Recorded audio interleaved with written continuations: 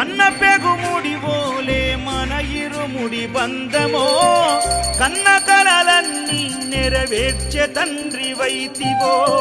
రెప్పచాటు కన్నీళ్ళే కష్టాలను మోసెరో తప్పులెన్ని ఉన్నాయో మన్నించి చేరదీయరో ఓర్వలేదు కలికాలం నాయి పయనం ఆపలేదు పలికిన నోరారా శరణం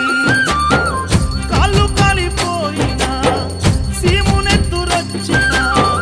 సల్లసెమటలు వట్టి సొమ్మసిల్లినా